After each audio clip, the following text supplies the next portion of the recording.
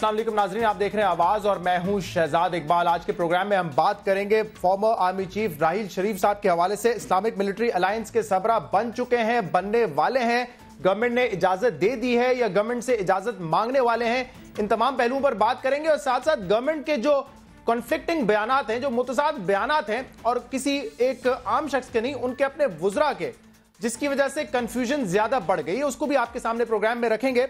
और 3 शराइत क्या हैं जिस पर राहील शरीफ साहब ने रजामंदी जाहिर की है कि अगर ये 3 शराइत मान ली जाती हैं तो फिर वो इस मिलिट्री अलायंस के सरबराह बनेंगे। ये प्रोग्राम के अगले हिस्से में इस पर बात करेंगे। प्रोग्राम के पहले हिस्से में बात करेंगे पनामा केस के हवाले से। आज इसकी चौथी समाअत थी इस बेंच के सामने और आज जो इश्यूज ज़ेरे बहस आ रहे हैं उसको मुख्तसर पहले मैं बयान कर दूं, उसके बाद इस पर तफसील से बात होगी। मनी ट्रेल का मामला आज जो है तफसील से डिस्कस हुआ और ये कहा गया कि अगर ये तमाम बिजनेसेस मियां शरीफ साहब के थे तो क्या बच्चों से मनी ट्रेल मांगी जा सकती है, बच्चों से रिकॉर्ड तलब किया जा सकता है, ये भी आज जज ने अपने रिमार्क्स में कहा है। मरियम नवाज साहिबा वजीर आजम की ज़ेरे किफालत हैं, इस पर आज बहुत ज्यादा दलाइल दिए नईम बुखारी साहब ने और अभी उनके दलाइल मुकम्मल नहीं हुए। अल-तौफीक case, Hudaibiya paper mills case भी आज ज़ेरे बहस रहा और इसमें साग डार साहब का भी नाम आया जो कि पाकिस्तान तहरीक इंसाफ की पिटिशन में रिस्पोंडेंट नंबर 10 है। इस पर भी तफसील से बात करेंगे। 6 सवालात जो आज ज़ेरे गौर आए जिस पर रिमार्क्स दिए हैं या वो सवालात नईम बुखारी साहब से किए गए आज की समाअत में, वो पहले आपके सामने रखते हैं।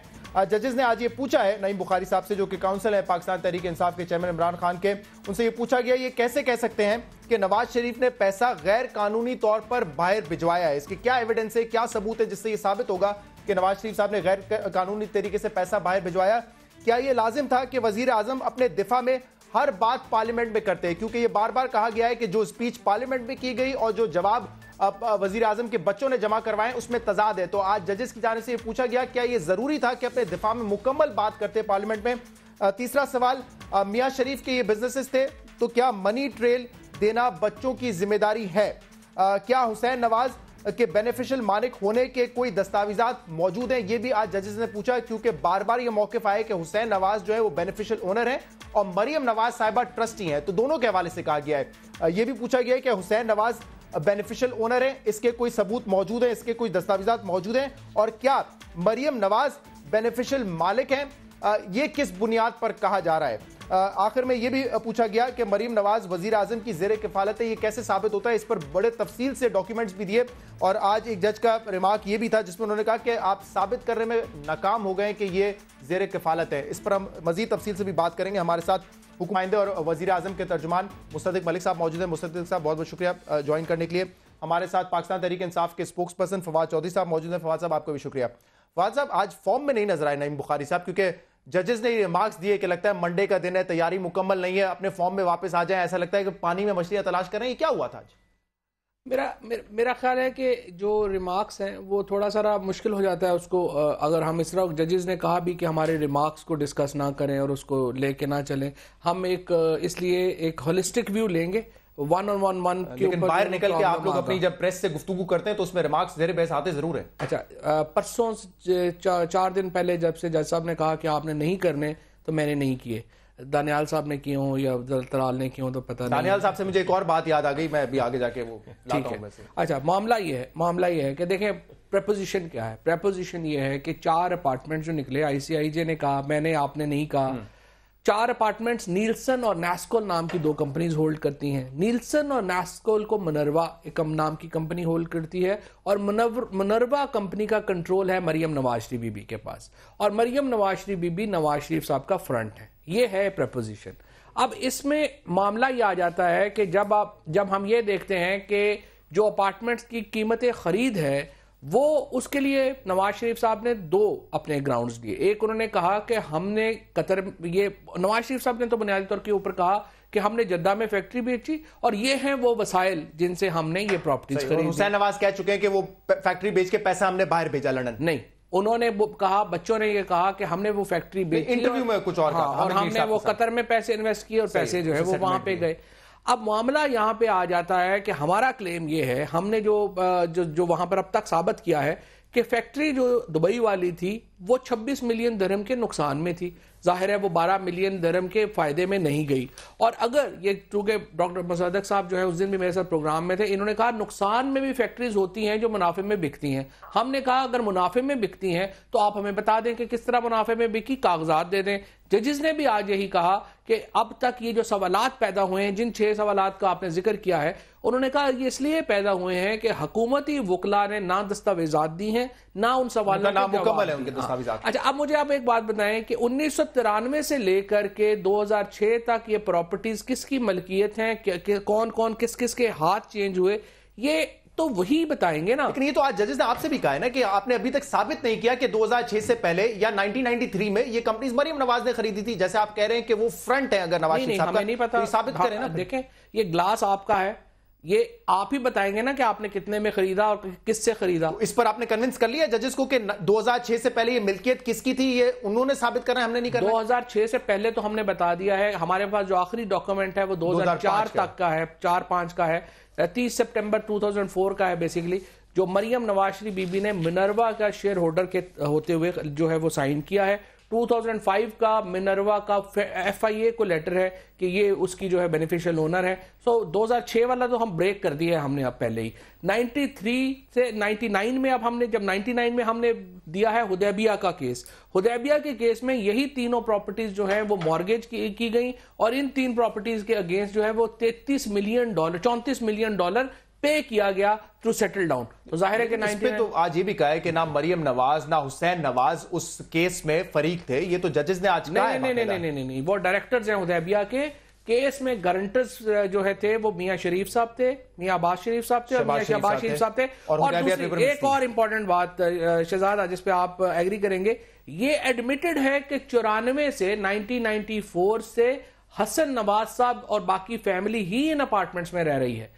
چودھری نثار صاحب نے کہا ہم 96 میں گئے تھے, حسن صاحب نے کہا میں 99 میں ایز اے اسٹوڈنٹ وہاں پہ رہ رہا تھا, اور اب تو یہ بھی کہا جا رہا ہے کہ اپارٹمنٹ جب خریدے گئے تھے تو سب سے پہلے انسپیکشن کلثوم نواز. میں اس پہ آتا ہوں اور سوالات کیے تھے, لیکن کیونکہ دانیال عزیز صاحب کا ذکر کیا ہوا ہے. ویسے تو نارملی غصہ نکلتا ہے, عمران خان پہ تحریک انصاف پہ آج سنا ہے کہ وہ گن کلب کے ملازم پہ غصہ نکال دیا انہوں نے, یہ بات ہوئی آپ کی؟ مجھے نہیں معلوم, کیونکہ آپ کی اکثر میٹنگ جو ہوتی ہیں ساتھ کچھ اطلاع نہیں اس بارے میں, کیونکہ دانیال عزیز آپ خاموش ہیں, ان کی طرف سے کوئی ڈینائل نہیں آیا اب تک. نہیں, مجھے نہیں معلوم بالکل کہ وہ آپ مار پیٹ کر کے آئے, کچھ نہیں پتا آپ کو اس بارے میں؟ Not at all. اچھا, خبر بھی نہیں دیکھی آپ نے؟ تو نہیں, میں آپ کی, یہ آپ کے لیے انکشاف ہے باقاعدہ, یہ ہیڈ لائنز چل رہی ہے کہ انہوں نے مار پیٹ کی ہے گن کلب کے مینیجر کے ساتھ, اور اس کا بیان بھی ہے جس گن کلب کے مینیجر کی پٹائی ہوئی ہے, اس نے کہا ہے کہ مجھے دانیال عزیز صاحب نے دھمکیاں بھی دی اور پٹائی بھی کی. ویسے یہ سرکاری زمین پہ یہ گن کلب بنتے کیسے ہیں؟ میں تو اس پہ بھی وہ ایک علیحدہ ایشو. میں تو ابھی یہ کہہ رہا تھا کہ ویسے عمران خان صاحب پہ جو ہے غصہ نکالتے ہیں, آج کسی اور پہ غصہ نکال گئے ہوں شاید. چلیں, نامکمل ڈاکیومنٹس دیے ہیں, یہ تو آج واضح طور پہ ججز کے ریمارکس ہیں کہ, اور آپ کہتے ہیں کہ ہمارے پاس تمام چیزیں ٹریل موجود ہے, دستاویزات موجود ہے, پھر کیوں نامکمل دیے ہوئے ہیں؟ دیکھیے, ہماری تو ابھی باری نہیں آئی, ہماری باری تو کل پرسوں سے جب شروع ہوگی تو آپ کے سامنے تمام حقیقت جو ہے وہ آشکار ہو جائے گی. مطلب تمام ایویڈنس نہیں دیا ابھی تک؟ جی نہیں, جمع کروائے ہیں ایویڈنس, لیکن ابھی ہماری اس کے اوپر جرا نہیں شروع ہوئی, ہماری بات چیت نہیں شروع ہوئی. میں کچھ چیزیں آپ کے سامنے پیش کرنا چاہتا ہوں. جو کاؤنٹر نیریٹو ہے وہ یہ ہے جو عمران خان صاحب نے خود ہی پیش کر دیا. کیا کہا انہوں نے کہا کہ میں اپوزیشن میں ہوں, میرا کام الزام لگانا ہے, میرا کام ہے لوگوں کی بیٹیوں پہ یا لوگوں کے باپ پہ یا لوگوں کے ذات کے اوپر, خاندانوں پہ کیچڑ اچھالنا. لیکن میرا کام یہ نہیں ہے کہ جب میں کیچڑ اچھالوں تو ثبوت بھی دوں, میں ماورائے ثبوت. چلیں, انوینسبلٹی کے اندر انسان ایسی باتیں کر لیتا ہے جب وہ فیل کرے کہ وہ ٹرولی انوینسبل ہے. اب حقیقت یہ ہے کہ انہوں نے یہ کہانی یہاں سے شروع کی کہ یہ یہاں پہ کوئی رشوت ستانی کر کے, چوری چکاری کر کے, منی لانڈرنگ کر کے پیسہ یہاں سے لے کے گئے دبئی میں. ہم نے نہیں کی, آپ نے کہا, نہیں, آئی سی آئی جی نے صرف یہ کہا, لانڈرنگ کا تو آئی سی آئی جی انہوں نے نہیں کہا, انہوں نے صرف یہ کہا کہ 4 اپارٹمنٹس کی اونرشپ ہے, بس یہ باقی چلیے باقی انہوں نے کہا, وہ بھی ساکھدار صاحب نے کہا تھا. اب جب ہم عدالت میں گئے تو ہم نے سب سے پہلے بتایا کہ یہ زمین کہاں سے آئی جس پہ فیکٹری بنی, اور اس کے تمام کاغذات جو ہیں وہ جمع کروائے. وہ شیخ راشد جو اس وقت کے وہ حکمران تھے, انہوں نے جو بلا کے جو لیزنگ اگریمنٹس کیے ان یوٹیلیٹیز کے, اس زمینوں کے وہ پیش کر دیے. پھر انہوں نے کہا یہ کیسے ہو سکتا ہے کہ زمین کے اوپر فیکٹری کہاں سے بن گئی اگر پاکستان سے پیسے نہیں گئے. تو وہ دونوں بینک جنہوں نے پیسے دیے اس فیکٹری کو بنانے کے لیے, اس کے کاغذات جمع کروائے گئے. تو اب یہ ثابت ہو گیا. لیکن وہ 12 ملین درہم تھے یا نہیں تھے, اس پہ کوئی ٹرانزیکشن ریکارڈ اس کا نہیں دیا. 12 ملین تو بعد میں آئیں گے نا. ابھی تو میں آپ کو بتا رہا ہوں کہ فیکٹری بنی اس بینکوں کے لون سے, اس زمین کے اوپر, تو ان کا وہ پورا مقدمہ جو تھا کہ پاکستان سے پیسے گئے اور منی لانڈرنگ کے ذریعے گئے, وہ مقدمہ جو ہے وہ اس کو شکست ہو گئی. اس کے بعد یہ ہم نے کہا کہ بھائی ایسا ہے کہ یہ فیکٹری جو ہے اس کا 25% آخر میں, پہلے گلف سٹیل تھی, پھر الاہلی میں شریف خاندان جو ہے وہ 25% کا حصہ دار تھا. جب 25% کو بیچا گیا تو 12 ملین درہم جو ہیں, جو $3.5 ملین بنتے ہیں تقریباً, یہ ان کو ملے. تو ایک دم شور مچا دیا کہ جو چیز نقصان میں جا رہی ہے اس کے 12 ملین درہم کیسے مل سکتے ہیں, یا 18 ملین جو بھی رقم تھی, کیا رقم تھی, 12 تھی, 12 ملین درہم. اچھا, تو میں نے کئی دفعہ چودھری صاحب سے فرمائش کی کہ آپ کے حساب کے مطابق تو پی آئی اے پھر ہمیں مفت دے دینی چاہیے کیونکہ خسارے میں جا رہی ہے. آپ کے حساب کے مطابق تو ہمیں سٹیل مل بھی مفت دے دینی چاہیے کیونکہ خسارے میں جا رہی ہے. لیکن ایک منٹ, اب میں فائنل بات آپ سے یہ کہوں گا کہ پھر ہم نے کاغذ جمع کروائے جس میں لکھا ہوا ہے, اور وہ عدالت کے اندر ہیں, کہ شریف خاندان کو 12 ملین درہم نیٹ ملیں گے اس شیئر ہولڈنگ کو بیچنے میں, نیٹ ملیں گے. اور پھر ساتھ ایک اور کاغذ ہے جو المشرق بینک کا ہے, سوئٹزرلینڈ کا, کہ اگر آپ کو جن لوگوں نے یہ مل خریدی ہے وہ یہ پیسے نہیں دیں گے تو ان کا بینک جو مشرق بینک ہے وہ اس سیکوینس کے اندر ان تواریخ کو پر یہ رقم ادا کرے گا. وہ بھی عدالت میں جمع کروا دی. اب ان کا مقدمہ بالکل پھر گیا, یہ بھی پتہ چل گیا کہ رقم پاکستان سے نہیں گئی, اور یہ بھی پتہ چل گیا. میں اس پر آتا ہوں کیونکہ آج منی لانڈرنگ کے حوالے سے بھی بات کی گئی ہے اور ججز کی ریمارکس تھے کہ آپ کیسے یہ ثابت کر سکتے ہیں, یا کون سے آپ کے پاس. میں ایک دوسرے ایشو پہ جا رہا ہوں, پہلے پھر ہم اس پہ واپس آئیں گے پرامہ کے ایشو پہ, کیونکہ ہم نے اس پہ بات کرنی تھی. راحیل شریف صاحب کے معاملے پہ اس پہ بڑی بحث ہوئی ہے کہ ٹھیک فیصلہ ہے یا نہیں ٹھیک فیصلہ ہے. تو مزید وضاحت آئی ہے. لیفٹیننٹ جنرل ریٹائرڈ امجد شعیب صاحب, انہوں نے کہا ہے کہ میری باقاعدہ بات ہوئی ہے راحیل شریف صاحب سے, اور راحیل شریف صاحب نے کہا ہے کہ 3 ایسے شرائط ہیں جو کہ میں نے سامنے رکھی ہیں, اگر یہ 3 شرائط پوری ہو جاتی ہیں تو پھر وہ اس اتحاد کا حصہ بنیں گے, اس اتحاد کے سربراہ بنیں گے. وہ 3 شرائط کیا ہیں آپ کے سامنے رکھتے ہیں. انہوں نے کہا ہے کہ پہلی شرط یہ ہے کہ ایران کو اس اتحاد کا حصہ بنانا ہوگا, کیونکہ اس حوالے سے بہت تنقید ہو رہی ہے کہ پاکستان ڈیوائیڈ نہیں ہو سکتا.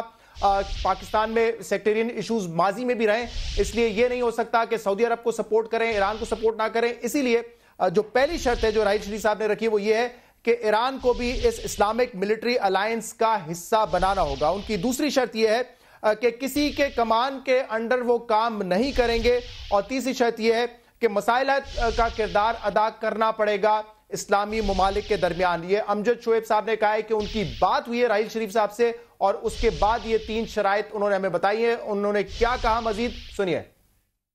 پرائم منسٹر صاحب کے ساتھ جب یہ بات چیت سعودیز نے کی کہ ہم جنرل راحیل کو اس طرح لینا چاہتے ہیں, تو پرائم منسٹر نے نہ صرف اپروو کیا بلکہ انہوں نے کہا کہ جی پاکستان کے لیے یہ بڑی فخر کی بات ہوگی, اعزاز ہوگا کہ اگر آپ ہمارے آفیسر کے اوپر اعتماد کرتے ہیں.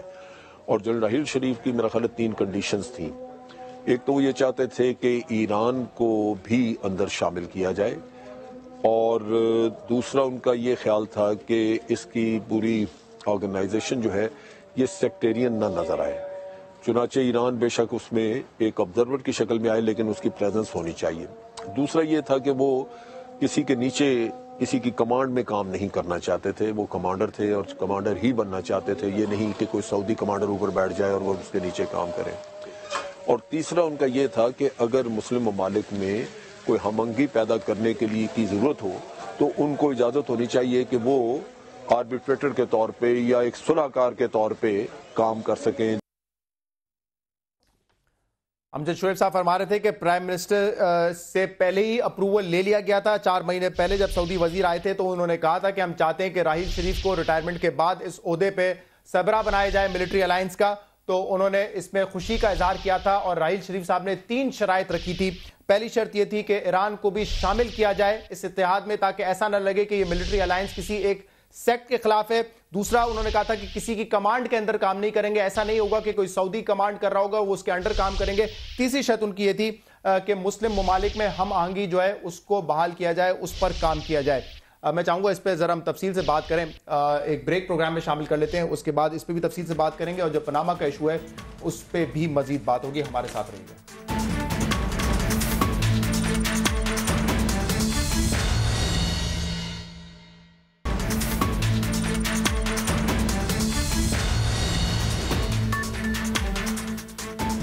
वेलकम बैक नाज़रीन। पनामा के इशू में भी हम प्रोग्राम के आखिर में बात करेंगे, लेकिन फिलहाल बात करें कि राहील शरीफ साहब ने इस्लामिक मिलिट्री अलायंस के सरबराह बन चुके हैं, बनने वाले। लेकिन जो बात अभी हमने आपको ब्रेक में जाने से पहले सुनवाई lieutenant general retired Amjad Shoaib साहब की, उससे ये वाज़ेह है कि ये 3 कंडीशंस हैं, ये 3 शराइत हैं, अगर ये मान ली जाती हैं तो फिर इस पोजीशन को संभालेंगे राहील शरीफ साहब। लेकिन मसला ये है कि हुकूमत के कुछ बयानात हैं, वुज़रा के कुछ बयानात हैं, जिससे कंफ्यूजन हुई है, जिससे जो है तजाद पैदा हुआ है। और ये तमाम अखबारात में, चाहे गार्डियन उठा ले, टाइम्स ऑफ इंडिया उठा ले, तो वहां पर ख्वाजा आसिफ साहब को कोट करके ये कहा गया है कि राहील शरीफ साहब ने ओहदा संभाल लिया है। और उन्होंने ये भी कहा है कि यकीनन इसमें मंशा शामिल होगी हुकूमत की, वजीर आजम साहब की। पहले आपको सुनवा देते हैं कि ख्वाजा आसिफ साहब ने 2 रोज पहले क्या कहा था और आज इसाक डार साहब समा पे क्या कह के गए। सुनिए ख्वाजा आसिफ साहब क्या कह रहे थे।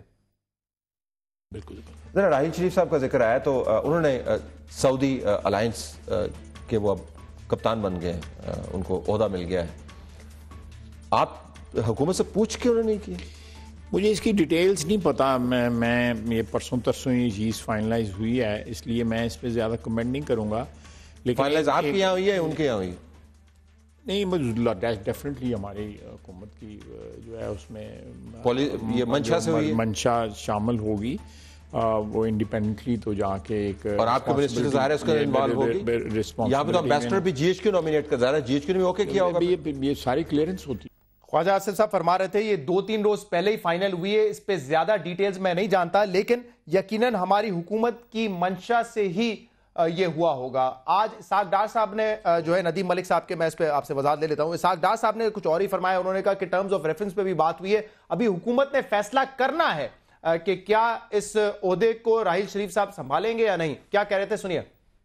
मुझे इत्तला नहीं है कि उनको ऑफर अभी हुई है या नहीं हुई। वो उम्रे पे गए थे, अगर उनको ऑफर हुई है और अगर उन्होंने इन प्रिंसिपल कहा भी है तो आई एम श्योर कि उसको उसका शर्त लगाएंगे कि मैं अपने मुल्क की जो रिक्वायरमेंट्स उसको नोइंग जनरल नहीं वो पूरी करेंगे, मुल्क की रिक्वायरमेंट पूरी करेंगे, इसके बाद ओहदा संभालेंगे। मुस्तदिक साहब, ये कंफ्यूजन ख्वाजा आसिफ साहब के उस बयान के बाद नहीं, पाकिस्तान में नहीं, दुनिया भर के अखबार नहीं, वो मेरे ख्याल में उसमें थोड़ी सी कंफ्यूजन की गुंजाइश है। लेकिन आज अभी थोड़ी देर पहले जनरल एजाज अवान साहब के साथ हम बैठे थे तो बात क्लियर हो गई।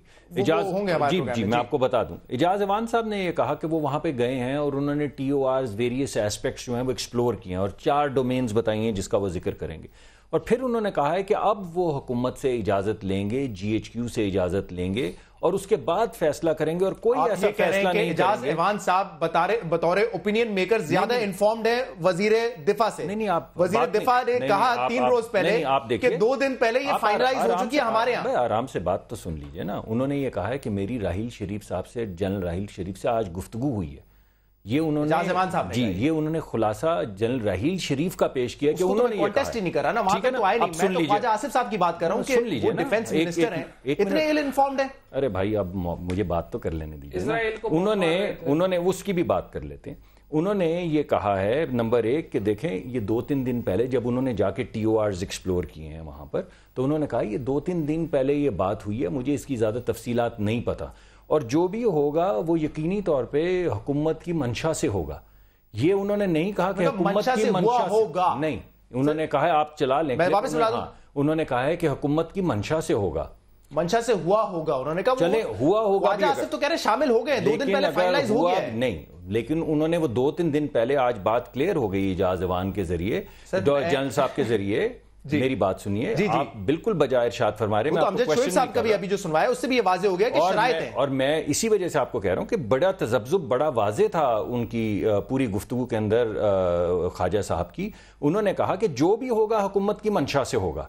लेकिन अभी ये 2-3 दिन पहले बात हुई है, मुझे इसकी तफसीलात नहीं पता, क्योंकि 2-3 दिन पहले जनरल साहब ने वो तफसीलात जो हैं वो एक्सप्लोर किए हैं सऊदीज के साथ। 9 तारीख है, 6 तारीख का फवाद साहब ये इंटरव्यू है जिसमें वो कह रहे हैं 2 दिन पहले ये चीजें फाइनलाइज हुई हैं और यकीनन हुकूमत की मंशा से हुआ होगा। तो क्या एजाज अवान साहब, जनरल अमजद शोएब साहब ज्यादा वेल इन्फॉर्म्ड है? डिफेंस मिनिस्ट्री को, वजारत खारजा को कुछ नहीं पता? नहीं, आप ज्यादती कर रहे हैं। देखिए, पहली बात तो ये है कि डिफेंस मिनिस्टर साहब जो हैं, अब ये मुसद्दिक मलिक साहब माइंड कर जाते हैं, लेकिन मेरा अपना ये ख्याल है कि डिफेंस मिनिस्टर साहब को ज़रा शौक है अटेंशन लेने का।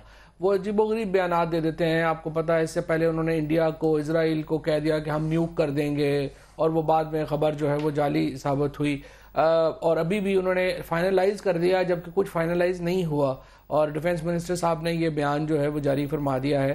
اچھا اجاز امان ہمارے ساتھ ہیں ویسے، اب آپ پوچھ لیجیے میں ان سے پوچھ لیتا ہوں، لیکن پھر مجھے ایک دفعہ موقع ضرور دیجیے۔ اجاز امان صاحب کی بات کو یا جج شعیب صاحب کی بات کو تو میں کانٹیسٹ کر ہی نہیں رہا نا، آپ اجاز امان صاحب، لیکن پہلے اس پہ بتا دینا کہ ڈیفنس منسٹر اگر ایک چینل پہ آ کے یہ کہتا ہے، جس کو پھر گارڈین ہو، ٹائمز آف انڈیا ہو، انہوں نے تو اس کو خبر بنا دیا ہے کہ ڈیفنس منسٹر نے کہہ دیا ہے۔ میرا خیال ہے ڈیفنس منسٹر کو احساس نہیں ہے کہ وہ کتنی امپورٹنٹ پوزیشن کے اوپر ہیں، وہ خود کو اب بھی جو ہے وہ سیالکوٹ ڈیریز کا سی او سمجھتے ہیں یا some thing like that. Unfortunately he is defence minister of Pakistan, اور ان کی ہر بات جو ہے وہ ہیڈ لائن بنتی ہے، اور ان کو تو بالکل قطعی طور کے اوپر کوئی بات ایسی نہیں کہنی چاہیے جب تک وہ 100% بات جو ہے وہ کنفرم نہ ہو جائے۔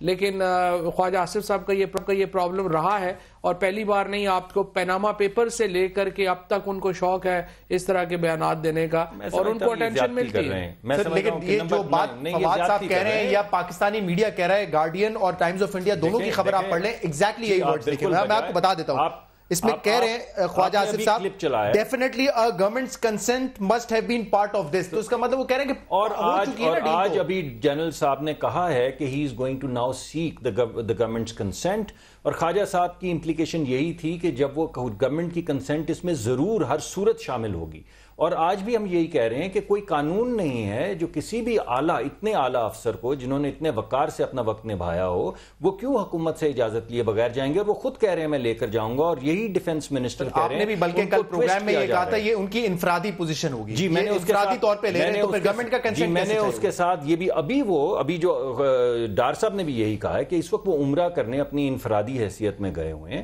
اگر انہوں نے کوئی چیز وہاں پہ ایکسپلور کی ہے تو وہ اب واپس آ گئے ہیں، اور حکومت کی جو پالیسی ہے انہوں نے حکومت کی پالیسی کے وہ علم بردار رہے ہیں، وہ کیوں حکومت کی پالیسی کو اپنی پالیسی جس میں انہوں نے پارٹیسپیٹ کیا جھٹلائیں گے، تو وہ حکومت سے اجازت لیں گے، پالیسی سامنے آئے گی، پھر کوئی فیصلہ ہوگا۔ اجاز امان صاحب بہت شکریہ۔ لیکن یہ جو ایکسیپشن ہے نا جو زبان چودھری صاحب استعمال کرتے، دیکھیں ضرب عضب جو ہے وہ ہوا ہے خواجہ صاحب کی زیر قیادت، یہ بالکل کیوں نہیں جاتا ہے، وہ کیا اس ملک کے وزیر دفاع نہیں ہے؟ آپ سمجھتے ہیں وہ وزیر دفاع نہیں بالکل ہے وزیر دفاع، تبھی تو میں کہہ رہا ہوں وزیر دفاع کو کبھی یہ نہیں کہہ دینا چاہیے کہ کسی غلط خبر پہ فیک نیوز پہ کہ اسرائیل کو ہم نیوکلیئر اٹیک کر دیں گے جا کے، سنیے یا یہ نہیں کہہ دینا چاہیے ڈیفنس منسٹر کو کہ ہاں انہوں نے 2 دن پہلے ڈیل فائنلائز ہو چکی ہے۔ ایک منٹ، یہ اسرائیل کی بات ہی کر لیں، آپ کو پتا ہے کہ فیس بک کے اوپر ایک پورا ٹرینڈ چلا تھا کہ پاکستان نے حملہ کر دیا ہے ہندوستان پہ، اور بے شمار ممالک نے اس پہ ریئیکٹ کیا تھا، آپ کو پتا ہے یہ بات؟ اس کی وجہ یہ ہے کہ میڈیا، سنیے بات میری، انڈیا کی وارفیئر، انڈیا کی ایک جھوٹی اسٹیٹڈ پوزیشن الگ بات ہے اور ایک فیک خبر الگ بات ہے۔ اگر آپ نے مجھے موقع ہی نہیں دینا بات کرنے کا، آپ مجھے میرا بھی سن لیجئے کہ ایک میڈیا وارفیئر جو اب ہوتی ہے وہ سائیکولوجیکل وارفیئر کی بھی شکل اختیار کر چکی ہے، تو ایک خبر جو کہ یہ جو پلانٹڈ خبریں ہوتی ہیں، یہ آپ کی بات ٹھیک ہے، اس کی جب تصدیق ہوئی تو خواجہ صاحب نے اصلاح کی اس کی، لیکن اس کے علاوہ جو ٹرینڈنگ ہوتی ہے، آپ کو ابھی ہر طرف سے وار جو ہے اب صرف ٹینکوں کی نہیں رہ گئی ہے، اس وجہ سے کہہ رہے ہیں، لیکن اگر جنولی اسرائیل کی طرف سے وہ بیان آیا ہوتا تو پھر آپ اس کا رد عمل شروع کرتے۔ ٹھیک ہے، میں نے آپ کو بتایا، خبر ہی فیک ہے تو پھر میں نے آپ کو بتایا کہ جیسے ہی اسٹیبلش ہوا کہ وہ خبر ٹھیک نہیں تو انہوں نے اسی وقت اس کی اصلاح کر دی۔ اجاز امان صاحب بہت بہت شکریہ، آپ نے پروگرام میں جوائن کیا۔ آپ کی بھی بات ہوئی ہے راحیل شریف صاحب سے، انہوں نے انڈیا کو کہا تھا، آپ کی بھی بات ہوئی ہے راحیل شریف صاحب سے، اور ذرا اس کی تصدیق کر دیں کہ معاملہ کیا ہے، پوزیشن سنبھال لیے انہوں نے، کمٹمنٹ دے دی ہے، یا جو شرائط ہیں اس کے بعد وہ فیصلہ کریں گے؟ نہیں، وہ جو میری ان سے بات ہوئی، میں نے ان سے پوچھا کہ سوشل میڈیا پہ اتنا کچھ آ رہا ہے، بہت سارا ابہام ہے اور بہت ساری چیزیں آ رہی ہیں جو یقیناً مجھے ایز اے فارمر جنرل نہیں پسند کہ یہ جو کچھ لکھا جا رہا ہے ان کے بارے میں۔ تو انہوں نے 3-4 باتیں مجھ سے کہیں، وہ یہ تھیں، نمبر 1 انہوں نے یہ بتایا کہ میں کوئی بھی ریسپانسبلٹی ایکسیپٹ کرنے سے پہلے فارملی میں آئی ایم اویئر کہ پاکستان آرمی کے قوانین، سیکیورٹی کلیئرنس اور حکومت پاکستان کا مجھے پرمیشن چاہیے، تو میں تب یہ ذمہ داری قبول کروں گا جب یہ تمام لیگل ریکوائرمنٹس پوری ہو جائیں گی۔ ایک یہ بات کی انہوں نے۔ دوسری انہوں نے یہ کہا کہ میں کچھ چیزیں وضاحت طلب تھیں جن کی میں چاہتا تھا کہ وضاحت ہو جائے اور کلیریفیکیشن ہو جائے، جس میں اس فورس کا جو اسلامک ملٹری الائنس ہے اس کا آپریشنل رول کیا ہوگا، میری ٹریننگ ریسپانسبلٹیز کیا ہیں، ایڈوائزری کیپیسٹی میں وہ مجھ سے کیا ایکسپیکٹ کرتے ہیں، پھر ایک ریکنسیلیٹری رول ہے جو ان کی اپنی ایک سوچ ہے، اس کے اوپر میں کچھ وضاحت چاہتا تھا. تو یہ بہت سارے اور ایسے ایریا تھے جن میں میں نے وضاحت چاہی. وہ ملنے کے بعد اب میں اس کو آرمی سے شیئر کروں گا اور گورنمنٹ آف پاکستان سے شیئر کروں گا, اور جب یہاں سے اپروول ملے گی تو میں جا کر اپنی یہ ذمہ داریاں پھر نبھاؤں گا اور اس کو ایکسیپٹ کروں گا اس اپوائنٹمنٹ کو پرمیشن کے بعد. نمبر 3, میں نے ان سے یہ پوچھا کہ ادھر تو بہت سارا پروپیگنڈا ہو رہا ہے کہ اس فورس میں تو کچھ ممالک, اسلامی ممالک ایسے ہیں جن میں جو اس میں پارٹیسپیٹ ہی نہیں کر رہے, جن کو باہر رکھا گیا ہے. تو انہوں نے کہا کہ میں کوئی ایسا کام نہ کرنے جا رہا ہوں, نہ کروں گا جس سے پاکستان کی فارن پالیسی میں کے اوپر کوئی نیگیٹو اس کے اثرات مرتب ہوں, بلکہ انہوں نے وضاحت سے کہا کہ میں نے اور پرائم منسٹر نے وزٹ کیا تھا ایران کو بھی اور سعودی عربیہ کو ریکنسیلیٹری موڈ میں. پھر ثالث کے لیے ہم گئے تھے, ثالثی کے لیے پرائم منسٹر صاحب کے ساتھ تھے وہ. پھر انہوں نے یہ بھی کہا کہ رشیا کے ساتھ ملٹری ریلیشن جو فارن پالیسی کی ہی ایک شاخ تھی, اس کو میں نے ایڈوانس کرنے میں ایک رول ادا کیا ہے. تو اب میں کوئی ایسا کام نہیں کرنے جا رہا جو پاکستان کے امیج کو یا پاکستان کے انٹرسٹ کو خدا نخواستہ نقصان پہنچائے. تو ان حدود کے اندر رہتے ہوئے میں اپنی ذمہ داریاں نبھاؤں گا. وزیر دفاع تو ایک بیان آلریڈی دے چکے ہیں اس حوالے سے کہ چیزیں فائنلائز ہو چکی ہیں. نہیں, میں نے ان سے یہ سوال نہیں پوچھا, اس موضوع پر بات نہیں ہوئی. ٹھیک ہے فواد چودھری صاحب, کیا یہ باتیں, اور مصدق صاحب آپ سے بھی یہی سوال ہے, یہ باتیں جو ہمیں ابھی جنرل صاحب بتا رہے ہیں یا پہلے امجد شعیب صاحب بتا رہے تھے, کیا یہ حکومت کی طرف سے نہیں آنی چاہیے تھی؟ آج سینٹ میں بھی, یہ تو 3 دن پرانا بیان ہے نا, آج سینٹ میں بھی خواجہ آصف سے پوچھا گیا, سطاج عزیز صاحب سے بھی پوچھا گیا کہ آپ بتائیں تو صحیح پوزیشن کیا ہے, یہ حکومت سے نہیں آنی چاہیے تھی چیزیں, ہمیں یہ انڈیپینڈنٹ لوگ آ کے بتا رہے ہیں. آپ نے کیا یہ ہے کہ آپ نے اس حکومت کے 2 سینئر موسٹ منسٹر ہیں, اسحاق ڈار صاحب اور خواجہ آصف صاحب. چودھری نثار صاحب ایک ہیں, چودھری نثار صاحب کا ظاہر ہے کو ویو تو پتہ ہی ہوگا کسی کو, ہمیں تو نہیں پتا ان کا کسی کے اوپر کیا ویو ہے, لیکن خواجہ آصف صاحب اور اسحاق ڈار صاحب کے آپ نے جو ویوز دکھائے ہیں, ان سے آپ اندازہ لگا لیں کہ یہ گورنمنٹ کس قدر کنفیوزڈ اور ڈس فنکشنل ہے.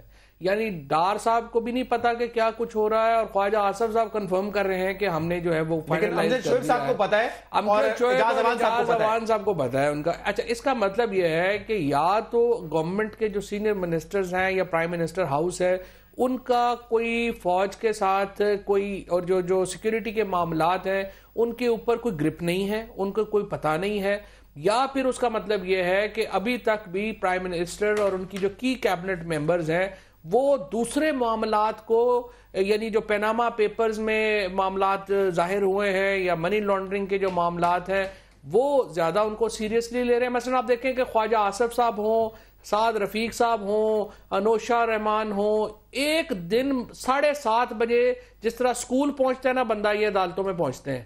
ایک دن انہوں نے مس نہیں کیا. یہ ان کی مجھے تو سمجھ نہیں آتا اس ملک میں منسٹریز چل کیسے رہی ہیں.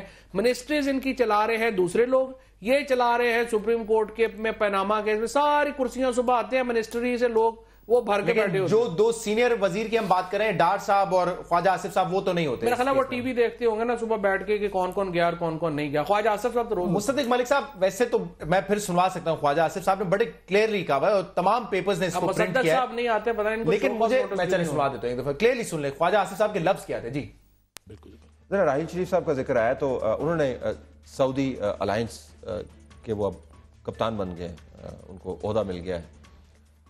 آپ حکومت سے پوچھ کے انہوں نے نہیں کی؟ مجھے اس کی ڈیٹیلز نہیں پتا, میں یہ پرسوں ترسوں یہ چیز فائنلائز ہوئی ہے, اس لیے میں اس پہ زیادہ کمنٹ نہیں کروں گا. لیکن فائنلائز آپ کے یہاں ہوئی ہے, ان کے یہاں ہوئی؟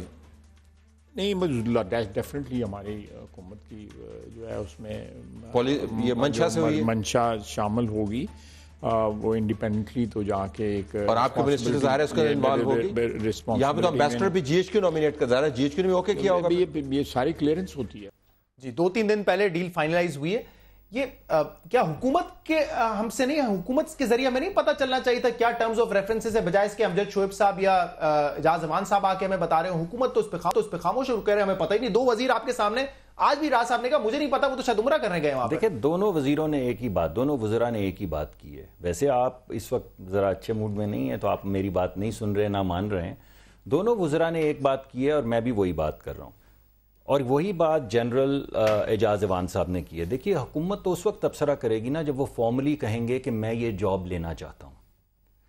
اعجاز ایوان صاحب نے بھی یہ کہا, ڈار صاحب نے بھی کہا اور خواجہ صاحب نے بھی یہی بات کی کہ یہ 2-3 دن پہلے انہوں نے وہاں پہ جا کے ایکسپلور کی ہیں, یہ چیزیں فائنلائز ہو رہی ہیں. جب وہ ہمیں فارملی کہیں گے حکومت کو کہ میں یہ ان ٹی او آرز کے اوپر یہ لیڈرشپ رول لینا چاہتا ہوں, تو پھر حکومت کامنٹ کرے گی نا کہ دیکھیے ہمارے سامنے یہ بات آئی ہے اور ہماری پوزیشن یہ ہے. سنا ہو وہ کہہ رہے تھے کہ 4 مہینے پہلے نواز شریف صاحب اپروول بھی دے چکے ہیں اور انہوں نے کہا بڑے فخر کی بات ہوگی پاکستان کی. میں تو روز ہوتا ہوں پی ایم آفس میں اور پی ایم ہاؤس میں, میری نظر سے یہ بات نہیں گزری. اس کا مطلب میں امجد شعیب صاحب کو کوشچن نہیں کر سکتا, بڑے معزز جنرل ہیں وہ, لیکن جو اعجاز ایوان صاحب کہہ رہے ہیں وہ مختلف بات ہے. اعجاز ایوان صاحب یہ کہہ رہے ہیں کہ انہوں نے کہا ہے کہ میں اب آیا ہوں, اب میں حکومت سے اجازت لوں گا اور حکومت کی پالیسیز اور اپنی پالیسیز جن کے اندر میں نے پارٹیسپیٹ کیا اس کی مطابقت سے فیصلہ کروں گا. تو دونوں میں سے ایک ہی صحیح ہو سکتا ہے نا, اگر تو ان کے پاس اجازت ہے. میں آپ کو بتاؤں اس اتحاد کے بارے میں, آپ کو یاد ہوگا فواد چودھری صاحب اور میجر صاحب, آپ کو بھی یاد ہوگا کہ جب پاکستان کا فلیگ آ گیا تھا تب اس پہ بحث ہوئی کہ پاکستان کا فلیگ آ گیا ہے کیا ہم اتحاد میں شامل ہو گئے, تب بھی پارلیمنٹ میں یہ کہا گیا نہیں ہم اس اتحاد میں نہیں شامل ہوئے. آج تک ہم نے کوسچن یہ ہوا کہ آپ کا جھنڈا کیوں لگایا انہوں نے؟ آپ نہیں, آج پتہ چلا کہ ہم ہو گئے جی نہیں. دیکھیے آج بھی ہم نے کوئی اپنے ٹروپس وہاں پہ ایلوکیٹ نہیں کیے ہوئے. آپ کیسی بات کر رہے ہیں؟ آپ میری بات سن لیجئے, میں کہہ رہا ہوں اتحاد میں شامل ہو گئے تھے. ہمیں کیا پتا. اچھا چلیے, آپ کو پتا ہوگا کوئی علیحدہ سے بات.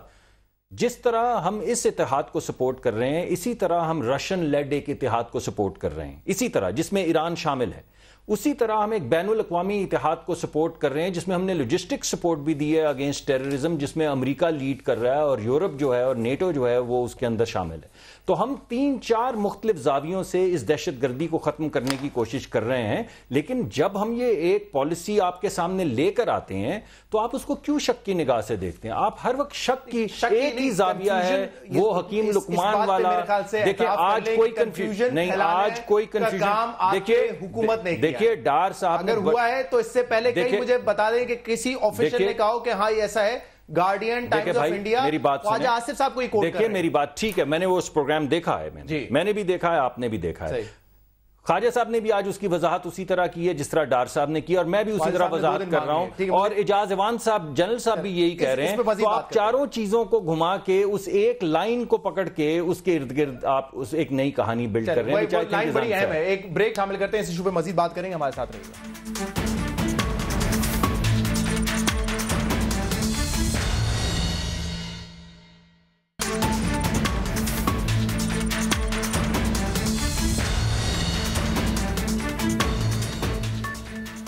ویلکم بیک ناظرین. اس پہلو پہ تو ہم نے بات کر لی کہ حکومت نے اس ایشو کو کیسے ڈیل کیا. اب ذرا اس پہ بات کرتے ہیں کہ اگر راحیل شریف صاحب یہ پوزیشن لے لیتے ہیں تو اس کے امپلیکیشنز کیا ہوں گے؟ کیا پاکستان کی فورن پالیسی سے کولیجن ہو سکتا ہے اس کا, یا فورن پالیسی پہ اثر انداز ہو سکتا ہے یہ فیصلہ؟ تو میجر جنرل ایوان صاحب آپ پہلے مجھے بتائیے کہ لیٹ سپوز راحیل شریف صاحب اس عہدے کو لینے کے لیے حامی بھر لیتے ہیں, وہ سربراہ بن جاتے ہیں, فال آؤٹ کیا ہوگا؟ پاکستان پہ کیا امپلیکیشنز ہو سکتی ہے؟ وہ تو اب ایک ریٹائرڈ آفیسر ہے, کیا پاکستان کی فورن پالیسی تبدیل ہو جائے گی؟ پاکستان کی جو ملٹری ہے وہ obviously ان کے کہنے پہ تو نہیں ایکشن کر رہی ہوگی اس وقت. دیکھیں وہ ریٹائرڈ ضرور ہیں, لیکن وہ جتنی اہم پوزیشن سے ریٹائر ہوئے ہیں اور ریٹائرمنٹ کے جتنی جلدی وہ ایک بہت بڑی انٹرنیشنل ریسپانسبلٹی ایکسیپٹ کرنے جا رہے ہیں, اس کو آپ بالکل اس طرح نہیں کہہ سکتے کہ وہ اپنی پرائیویٹ کیپیسٹی میں کچھ کرنا جا رہے ہیں. وہ حکومت سے پرمیشن لے کے اور پاکستان آرمی سے اجازت لینے کے بعد, سیکیورٹی کلیئرنس کے بعد یہ ریسپانسبلٹی نبھائیں گے. جیسا پہلے میں نے آپ کو کہا انہی کی زبانی کہ جو فورن پالیسی ہے ہماری, اس کولیشن کے اسلامک ملٹری الائنس کی موجودگی میں جہاں کوئی نیگیٹو فال آؤٹ ہو سکتی ہے, وہاں انہوں نے پہلے ہی گورنمنٹ آف پاکستان کو ایز اے ملٹری ایڈوائزر یہ ایڈوائز کیا تھا کہ ہمیں یمن میں فوج نہیں بھیجنی چاہیے, کیونکہ وہ ڈومیسٹک اعتبار سے اور فورن پالیسی کے اعتبار سے ہمارے اوپر اس کے نیگیٹو اثرات آئیں گے. تو آج وہ کوئی ایسی ذمہ داری قبول نہیں کرنے جا رہے جو اس سارے انیشیٹو کو انڈو کر دے. تو وہ میرے خیال میں بڑا پوزیٹیو رول لے کے جا رہے ہیں. اور جیسا مجھے دوسرے ذرائع سے پتہ چلا, اب میں جنرل راحیل شریف کو کوٹ نہیں کر رہا, دوسرے ذرائع سے پتہ چلا کہ انہوں نے ایران کی شمولیت کے لیے ایک خاصا انسسٹ کیا ہے کہ ایران یہ ابھی امجد شعیب صاحب نے کہا ہے، ہم سے بات کرتے ہوئے انہوں نے بتایا کہ ان کی ایک ڈیمانڈ یہ بھی ہے، ایک شرط یہ بھی ہے کہ وہ ایران کو شامل کریں اس کولیشن میں۔ جی مجھے بھی کچھ ایسا ہی پتا چلا ہے، اور کچھ اور ذرائع سے، ناٹ جنرل راحیل شریف سے، تو انہوں نے یہ کہا ہے کہ ابتدائی طور پہ ایران اگر ایز اے ایڈوائزر ہیڈ کوارٹر کے پلاننگ ہیڈ کوارٹر میں اپنے افسر بھیجنا چاہے تو وہاں پہ ایز آبزرورز وہ بھیجے اور دیکھیں کہ یہ اتحاد اینٹی شیعہ اتحاد خدا نخواستہ نہیں ہے، یہ پوری مسلم امہ کے لیے کام کرنا چاہتا ہے۔ بتائیں کہ مڈل ایسٹ کے ایز اے پالیسی دیکھیں پاکستان کو مڈل ایسٹ سے علیحدہ رہنا چاہیے۔ جو ایشوز ہیں مڈل ایسٹ کے، چاہے وہ سیریا ہو، چاہے یمن ہو، چاہے عراق ہو، وہ اتنے کمپلیکس ہیں کہ پاکستان نہیں، وہ تو 1400 سال سے ہم حل نہیں کر پائے، وہاں پہ مڈل ایسٹ والے لوگ ہم کیسے اس کو حل کریں گے؟ لیکن یہ بات کرنا کہ ایران اور سعودی عرب کے کوئی بھٹو یہاں پہ نہیں کر سکے، پاکستان کی لیڈرشپ نہیں کر سکی۔ راحیل شریف صاحب اگر اس میں سمجھتا ہوں کہ ان کی سب سے بڑی کنٹریبیوشن پاکستان میں ان کی یہ ہے کہ وہ مڈل ایسٹ کے کانفلکٹ سے دور رہے ہیں، اور مجھے لگتا ہے کہ دور رہے، نہ کولیشن میں بنے نہ ثالثی میں پڑے، بالکل اس میں نہ پڑے۔ عمران خان نے، آپ کو یاد ہوگا یمن کے اوپر اگر کسی آدمی نے سٹینڈ لیا تھا، عمران خان نے اس وقت کہا تھا بھائی آپ مڈل ایسٹ کے چکر میں نہ پڑیں، آپ بالکل اس میں جو ہے وہ مڈل ایسٹ کی پالیٹکس میں گھس جائیں گے، پھر نکل نہیں سکیں گے۔ پوری پارلیمنٹ تھی میرے خیال سے اپوزیشن، لیکن عمران خان نے سب سے پہلے بات کی، پھر نواز شریف صاحب تو پہلے ماشاءاللہ وعدہ کر رہے تھے بڑی مشکل سے جان چھڑائی بعد میں۔ اچھا سر میں آخری بات صرف میں یہ ریکویسٹ کرنا چاہ رہا تھا، صرف بات کمپلیٹ کرنا چاہ رہا تھا کہ مڈل ایسٹ کے ایشوز سے، مسلم امہ کے چکر سے ہمیں اپنا باہر رہنا چاہیے۔ پاکستان فرسٹ کے اوپر، پاکستان سب سے پہلے کے اوپر یہ جو معاملات ہیں ہمیں اپنے ملک کو دیکھنا ہے، اپنے معاملات کو دیکھنا ہے۔ جی جا صاحب، آپ کی رائے قابل احترام ہے، اور یقیناً حکومت وقت اور جنرل راحیل شریف اور پاکستان آرمی آپ کی اس رائے کو اور اس طرح کی اور آراء جو آ رہی ہیں ان کو مد نظر رکھ کر فیصلہ کریں گے، اور جو ٹرمز آف ریفرنس بنیں گی اس فورس کو کمانڈ کرنے کی، اور جو چارٹر آف ڈیوٹیز بنے گا تو اس کو دیکھ کر یقیناً وہ کوئی ایسا فیصلہ کریں گے جو ملک کے لیے بہتر ہو اور ہمارے پاکستان کے لیے اور مسلم امہ کے لیے کوئی پازیٹیو آؤٹ کم ہو۔ تو یہ آپ کی رائے بھی قابل احترام ہے، اور اسی طرح کی اور بھی بہت سی آراء آ رہی ہیں، تو یقیناً جو لوگ فیصلہ کرنے جا رہے ہیں وہ اس کو غور سے دیکھیں گے۔ مصدق ملک صاحب، جب بال آپ کے کورٹ میں آئے گا، حکومت نے فیصلہ کرنا ہے این او سی دینا ہے یا نہیں دینا ہے، تو جو آپ کی فورن پالیسی رہی ہے کہ یمن کانفلکٹ ہو، سیرین کانفلکٹ ہو، اس میں ہم نے نہیں پڑھنا ہے، تو پھر آپ کی طرف سے تو میں یہ سمجھوں کہ ڈینائل ہو جائے گا کہ اس پوزیشن پہ وہ نہ جائیں۔ ابھی تو دیکھیے ہمارے پاس، ہمیں تو یہ بھی معلوم نہیں کہ انہوں نے پوزیشن لی ہے یا نہیں لی ہے، وہ آئیں گے ابھی تفصیلات بتائیں گے، ان تفصیلات کو پھر دیکھا جائے گا اس ترازو میں یا اس اینگل سے۔ ایز آف ناؤ آپ کو کیا سچویشن نظر آ رہی ہے؟ یمن پہ پارلیمنٹ کا ایک موقف سامنے آ چکا ہے نا؟ ایز آف رائٹ ناؤ ہماری فورن پالیسی بالکل وہی ہے جو پہلے تھی۔ آپ کے خیال میں پاکستان کو نقصان ہو سکتا ہے اگر وہ اس پوزیشن کو لیتے ہیں تو؟ یہ مجھے نہیں معلوم، وہ جب پوزیشن ڈکلیئر کریں گے تو ہم تبصرہ کریں گے نا۔ دیکھیے ہوا میں تو نہیں میں تبصرہ کر سکتا، نہیں ملٹری الائنس ہے، دیکھیں ابھی 39 ممالک ہیں، ایران نہیں ہے، عراق نہیں، یہ پوزیشن تو آپ کے سامنے ہے۔ سنیے ابھی جو امجد شعیب صاحب نے جو بات کی ہے اور جو اعجاز اوان صاحب نے بات کی ہے، یہ دونوں چیزیں علیحدہ علیحدہ ہیں۔ جب وہ فارملی ایک ریکویسٹ کریں گے، جو ایک طریقہ ہوتا ہے حکومت سازی کا، ایک فارمل وہ ریکویسٹ کریں گے، ایک فارمل جی ایچ کیو کا اس کے اوپر نوٹ آئے گا، اس کو ریویو کیا جائے گا، پھر خارجہ پالیسی کے اینگل سے دیکھا جائے گا کہ ہماری خارجہ پالیسی جو ہے وہ اثر انداز اس سے ہوتی ہے یا نہیں ہوتی ہے۔ ایز آف ناؤ آپ کو لگتا ہے اثر انداز ہوتی ہے؟ آپ کو پتا ہے 39 اس میں کنٹریز ہیں، اور 39 کنٹریز میں ایران نہیں ہے، عراق نہیں ہے، تو آپ کے خیال میں ہم ایک ایسے مسئلے میں پڑ جائیں گے جس سے نقصان ہوگا؟ میرا ذاتی یہ خیال ہے کہ آپ جنرل راحیل شریف کی بات کریں، وہ فورن پالیسی بھی سمجھتے ہیں، دفاع بھی سمجھتے ہیں، وہ خود کوئی ایسی چیز آگے پروموٹ نہیں کریں گے جس سے پاکستان کی فورن پالیسی متاثر ہو۔ یہ اعتراف آپ نے آخر کر لیا، وہ فورن پالیسی سمجھتے ہیں۔ سمجھتے ہیں؟ کیوں آپ سمجھتے ہیں کہ وہ نہیں سمجھتے؟ نہیں، میرے خیال سے فورن پالیسی تو پھر حکومت کا کام تھا نا۔ نہیں، مگر کیا آپ کے خیال میں دفاع کے جو لیڈر ہوں وہ نہیں فورن پالیسی کو سمجھتے ہیں؟ جس وقت آپ نے defence is a way of forwarding, میری بات مکمل ہونے دیجیے کہ ڈیفنس وہ ایک پہلو ہو سکتا ہے، ڈیفنس آپ کی فورن پالیسی کا، فورن پالیسی نہیں ہو سکتی۔ Defence is the way of forwarding foreign policy. تو ڈیفنس کی جو لیڈرشپ ہوتی ہے وہ کیسے نہیں سمجھ سکتی فورن پالیسی، جو اگر اس کو وہ آگے بڑھا رہی ہے؟ ہماری فورن پالیسی آپ کہہ رہے ہیں based only on defence? No, not at all. ہماری فورن پالیسی کا ایک پہلو ڈیفنس ہے، ایک پہلو جو ہے وہ اقتصادی ترقی ہے، ایک پہلو سماجی ترقی ہے۔ بہت شکریہ فواد صاحب، لیکن ختم ہو گیا ملک صاحب، بہت شکریہ آپ کو بھی۔ اوان صاحب آپ کو بہت بہت شکریہ پروگرام میں شامل ہونے کے، اس پروگرام کا فیڈ بیک دے دیں ہمیں ہمارے سوشل میڈیا پہ۔ اجازت دیجیے، اللہ حافظ۔